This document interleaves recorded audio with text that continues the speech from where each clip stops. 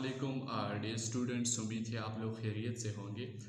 जिस तरह आपको पता है कि हमने पॉलिटिकल साइंस का एक सिलसिला स्टार्ट किया है, पाकिस्तान स्टडी का और आईआर का भी। तो आज हम इसमें बहुत इंटरेस्टिंग टॉपिक डिस्कस करने वाले हैं और वो क्या है, कॉन्स्टिट्यूशन ऑफ यूएसए। कि सबसे पहले हम ये पढ़ेंगे कि कॉन्स्टिट्यूशन क्या चीज़ है, और फिर यूएस का जो कॉन्स्टिट्यूशन है जो बहुत यूनिक किस्म का है, क्योंकि उसमें सिर्फ 7 आर्टिकल है, इसके बारे में बात करेंगे। तो सबसे पहले व्हाट इज़ कॉन्स्टिट्यूशन। कॉन्स्टिट्यूशन का कॉन्सेप्ट क्या चीज़ है जो हम हर रोज़ अखबारों में और टीवी पर हम सुनते हैं कि कॉन्स्टिट्यूशन, व्हाट इज़ कॉन्स्टिट्यूशन, आइन के मुताबिक ये नहीं है। Constitution are those rule which run the affair of the state. Simply ये वो उसूल है जिसकी वजह से हम, जिसके बिना पर हम पूरे स्टेट को चलाते हैं। तो कॉन्स्टिट्यूशन लॉ इससे रिलेटेड एक सब्जेक्ट है। तो ये हर ममालिक का अपना एक कॉन्स्टिट्यूशन होता है, इसके rules, regulation, power and function होते हैं जिसके बिना पर वो अपने मुल्क को चलाते हैं। और इसमें डिस्ट्रीब्यूशन दिए गए हैं कि प्रेसिडेंट का ये काम होगा, पार्लियामेंट का ये काम होगा, पाकिस्तान की जो इदारे हैं उसके ये काम होंगे। तो एक्चुअली ये जो डिस्ट्रीब्यूशन है ये उसमें दिए गए हैं और ये supreme law of the land माना जाता है। तो चलिए हम आज टॉपिक की तरफ आते हैं, द यूएस कॉन्स्टिट्यूशन। अगर हम सबसे पहले बैकग्राउंड पर बात करें तो यूएस कॉन्स्टिट्यूशन से पहले जो कॉलोनियलिज्म है ये वहाँ पर भी मुसल्लत हुआ था अमेरिका पर। और अमेरिका में 13 कॉलोनीज थे जो वहाँ पर रहते थे और ब्रिटिश उस पर हुकूमत करता था। एक दिन आया जिसको हम बोस्टन टी पार्टी कहते हैं, जो बोस्टन में टी के कुछ डब्बे थे, उसने उसको बहा दिए पानी में, ये इस 13 कॉलोनीज ने। और इंटरेस्टिंग बात यह है कि अमेरिका का फर्स्ट प्रेसिडेंट वाशिंगटन इन 13 कॉलोनीज का वो आर्मी चीफ था और उसने ये फ्रीडम मूवमेंट जो थे वो ऑर्गेनाइज किया था। और आखिर में अमेरिका को लिबर्टी मिल गई, आज़ादी मिल गई 4 जुलाई 1776 को, डिक्लेरेशन ऑफ इंडिपेंडेंस जिसको हम कहते हैं। फिर इसके बाद इस 13 कॉलोनीज ने फैसला किया कि हम अपने लिए कॉन्स्टिट्यूशन सेट करते हैं। लेकिन कॉन्स्टिट्यूशन सेट करने से पहले इस लोगों ने सोचा कि हम एक कन्फेडरेशन बनाएंगे। अभी कन्फेडरेशन क्या चीज़ है जिसमें तमाम तर जो स्टेट्स है वो सावरन होते हैं और इसमें सेंटर बहुत वीक हो जाता है। तो ये आर्टिकल ऑफ कन्फेडरेशन पर चले कुछ सालों तक, लेकिन ये नाकाम हुआ। और फिर 1787 में फिलाडेल्फिया में एक कन्वेंशन मुनक्किद हुआ और उसमें 13 स्टेट के मेंबर नहीं आए। आउट ऑफ 39 जो स्टेट्स थे उसने इसको अटेंड किया और उसने अमेरिका का कॉन्स्टिट्यूशन जो है फ्रेम किया 1787 में। इसमें कुछ लोग जो थे, ये कन्फेडरेशन में कुछ मसले आ रहे थे सेंटर, वीक सेंटर के बारे में, तो फेडरलिस्ट और एंटी फेडरलिस्ट के कुछ आर्गूमेंट थे। तो ये एक हिस्टोरिकल इसकी बैकग्राउंड है। अभी हम सिंपली जो है उसकी कॉन्स्टिट्यूशन की तरफ आए हैं। तो यूएस का कॉन्स्टिट्यूशन जो है ये सिंपली 7 आर्टिकल पर मुश्तमिल है, the most shortest constitution in the world. और आप जो है इसको 30 मिनट में आप पढ़ सकते हैं, इसको स्टडी कर सकते हैं, क्योंकि ये 7 आर्टिकल है। अभी ये 7 आर्टिकल क्या है, नंबर 1 इसमें है आर्टिकल प्लस लेजिस्लेटिव पावर। ये मैं बाद में एक्सप्लेन करता हूँ एक एक। आर्टिकल 2 जो है executive power, article 3 judicial power, article 4 state position, state के हवाले से जो पोजीशन है उसके बारे में बताता है। Article 5 amendment procedure and the constitution of USA. Article 6 जो है supremacy of the national government of USA, जिसमें डॉक्ट्राइन ऑफ एम्प्लॉयड पावर की भी बात होती है कि किस तरह सेंटर का पावर जो है वो एक्सपेंड हो जाता है। और आर्टिकल 7 में रेटिफिकेशन के बारे में बात हो रही है।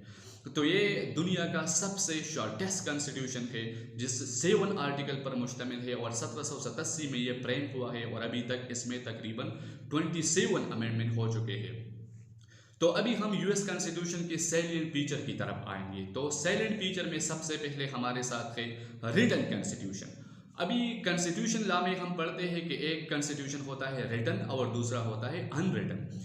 रिटन कॉन्स्टिट्यूशन वो होता है, इस तरह नहीं है किताब की शक्ल में मौजूद है। लॉ की ज़बान में हम रिटन इसको कहते हैं जो कोडिफाइड हो, जो रेटिफाइड हो और आपने उसके लिए बाकायदा एक टाइम में कॉन्स्टिट्यूशन असम्बली को कॉल किया हो, कि कॉन्स्टिट्यूशन असम्बली कॉल हो चुकी हो और उसने एक टाइम पर उसको अडॉप्ट किया हो, तो इसको कहते हैं written constitution.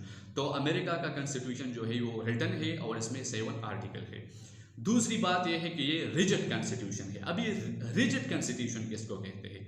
Rigidity or flexibility of the constitution हम किस तरह मालूम कर सकते हैं? तो ये अमेंडमेंट प्रोसीजर की तरह की वजह से हम मालूम कर सकते हैं। अगर किसी मुल्क में अमेंडमेंट का तरीक़ेकार डिफ़िकल्ट हो तो उसका कॉन्स्टिट्यूशन अमेंड करना उसका तरीक़ेकार रिजिड होगा, और अगर किसी मुल्क में अमेंडमेंट का तरीका बहुत फ्लेक्सिबल हो, लचकदार हो, तो हम इसको कहते हैं फ्लेक्सिबल।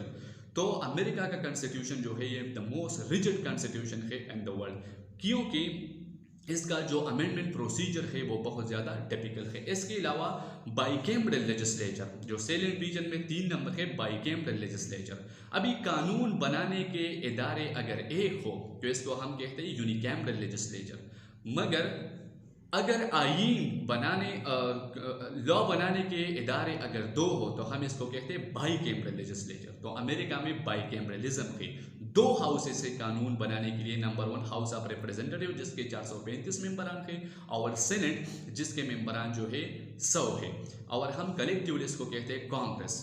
अभी पाकिस्तान में हम इसको कहते हैं पार्लियामेंट, और इंडिया में जो है लोकसभा, राज्यसभा, इस तरह। तो बाइकैमरल लेजिस्लेचर है, law making body of the state is called legislature, और इसकी जो कंपोजिशन है वो 2 हाउसेस पर मुश्तमिल है। इसके अलावा 4 नंबर जो साइलेंट फीचर है अमेरिकन कॉन्स्टिट्यूशन वो है सेपरेशन ऑफ पावर। अभी सेपरेशन ऑफ पावर का जो थ्योरी है वो प्रेजेंट किया मॉन्टेस्क्यू ने, जो फ्रेंच का एक फिलोसोफर था, जो सोशियोलॉजिस्ट भी था। उसने for the first time separation of power का कॉन्सेप्ट लिया कि हर इदारे, जो 3 इदारे हैं, लेजिस्लेटिव, एग्जीक्यूटिव, जुडिशरी, ये अलग अलग काम करेगा और एक दूसरे के कामों में इंटरफेरेंस नहीं करेगा, और ये प्रेसिडेंटल सिस्टम का बैकबोन है, ये एक फीचर है। हम सेपरेशन ऑफ पावर की वजह से जो है किसी मुल्क के प्रेसिडेंटल सिस्टम को समझ सकते हैं। तो ये सेपरेशन ऑफ पावर का जो कॉन्सेप्ट है अमेरिकन कॉन्स्टिट्यूशन में प्रेजेंट है। इसके अलावा चेक एंड बैलेंसेस, जो नेक्स्ट फीचर है चेक एंड बैलेंसेस। अभी अगर 3 इदारों को हमने इस तरह जोड़ा, सुप्रीम कोर्ट को कहा कि आप अपना काम करें, पार्लियामेंट को कहा कि आप अपना काम करें, एग्जीक्यूटिव ब्रांच को कहा कि अपना काम करें, तो ये डिक्टेटरशिप की तरफ जाएंगे। तो इस पर अमेरिकन कॉन्स्टिट्यूशन ने कुछ चेक एंड बैलेंसेस रखे हैं, तो इसको कहते हैं check and balance. For example, executive branch check करेगा लेजिस्लेटिव ब्रांच चेक करेगा प्रेसिडेंट को, प्रेसिडेंट चेक करेगा जो जुडिशरी है, जुडिशरी चेक करेगा एग्जीक्यूटिव लेजिस्लेटिव को थ्रू जुडिशियल रिव्यू। इसके बाद जो है जुडिशियल रिव्यू, जो यूनिक फीचर है अमेरिकन कॉन्स्टिट्यूशन में। ओरिजिनली अमेरिकन के कॉन्स्टिट्यूशन में जुडिशियल रिव्यू नहीं है, ये चीफ जस्टिस मार्शल 1803 में उसने इंट्रोड्यूस करवाया, और जो मोस्ट इंपॉर्टेंट फेमस केस है मरबरी वर्सेस मेडिसन, उसमें उसने ये कहा कि अभी जुडिशियल रिव्यू क्या चीज़ है। Judicial review as a power of the judiciary to check the constitutionality of the law pass by the parliament, कि कोई भी कानून जो है ये कॉन्स्टिट्यूशन से मुतसादिम है या नहीं, तो इसको चेक करना, उसकी कॉन्स्टिट्यूशनलिटी को चेक करना, हम क्या कहते हैं उसको, जुडिशियल रिव्यू। लास्ट में जो है वो है प्रेसिडेंटल सिस्टम। अमेरिकन में जो प्रेसिडेंटल सिस्टम है कि प्रेसिडेंट किसी पार्लियामेंट में किसी भी हाउस का मेंबर नहीं है, प्रेसिडेंटल सिस्टम में उसको अलग जो है इलेक्ट किया जाता है। तो ये शॉर्टली हमने डिस्कस किया यूएस कॉन्स्टिट्यूशन को, जो बहुत इंपॉर्टेंट है एग्जाम के हवाले से, और ये 7 आर्टिकल है, और अभी तक इसमें 27 अमेंडमेंट हो चुके हैं। Thank you so much.